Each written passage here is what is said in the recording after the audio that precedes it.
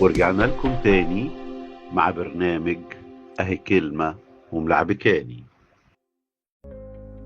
ونلاقي في ملوك الثاني 19 في نفس الإصحاح بقى حزقية من أول آية 14 خد كل الجوابات دي لما وصلته، جوابات ورقية كده مكتوبة، راح واخدها وفردها على مذبح ربنا وابتدى يبكي ربنا ويقول له أنا عارف يا رب إن هم أثروا دول كتير قوي وأثروا آلهة علشان هم مش آلهة، دول خشب وحجارة وأبدوهم.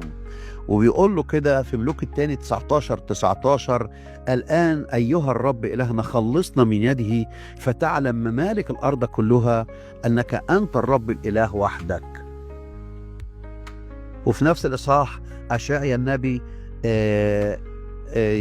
يتنبأ على هلاك سنحريب ويقول حزقية الكلام ده، فحزقية يتشجع ويبتدي إيمانه يتأكد ويثق ان ربنا هيكون معاهم، لدرجة ان ربنا بعت لهم ملاك في الفجر قتل 185,000 من جيش سنحريب، اللي ما قتلش الجيش كله، ده قتل 185,000 بس من الجيش.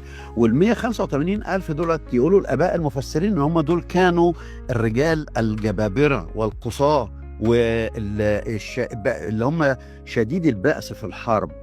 الحقيقة لما سنحريب لقى كده وكانت نبوة أشعيا انه مش هيقدر يخش المدينة ومش هيقدر يضرب فيها سهم واحد، راح سنحريب لما عرف كده خد بعضه ورجع وراح قعد في مدينة اسمها نينوى، وقعد هناك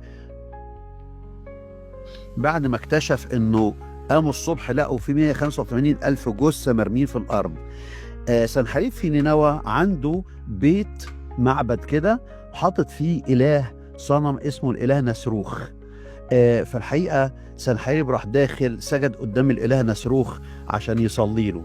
على ما يبدو ان سنحريب كان ليه ولدين وما كانوش راضيين عن اللي ابوهم عمله، فراحوا دخلوا خلسة كده المعبد وراحوا ضربوا ابوهم بالسيف وقتلوه، والولدين دول اسمهم أدر ملك وشراصر، دول ولاد سنحريب. هنلاقيهم في ملوك الثاني 19 في آخر آية في الإصحاح.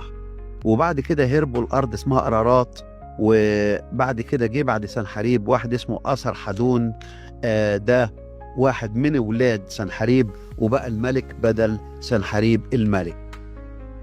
قصة طويلة وممتعة وتبين قد إيه الشر والضيق اللي كان داخل عليه شعب يهوذا، لكن دايما كانوا لما يفتكروا ان ربنا خلصهم من شر سنحريب كان ولاد بني قورح كتبوا المزمور ده عشان دايما كل ما يصلوه يفتكروا ان ربنا انقذهم. عشان كده قالوا الله لنا ملجأ وقوة، عوننا في الضيقات وجد شديدا.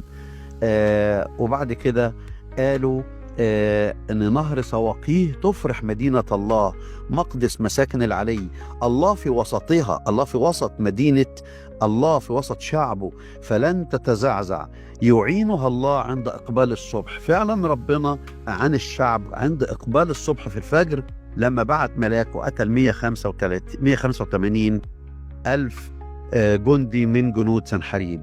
يبقى العبارة اسمها يعينها الله عند إقبال الصبح. العبارة بتاعت الأجبية يعين الله وجهها، مش يعين الله وجهها. كلمة وكانت ملعبكاني، لكن لما نطقتها صح وفهمت قصتها صح ما بقتش ملعبكاني. على الراديو، راديو دوجما 3.10.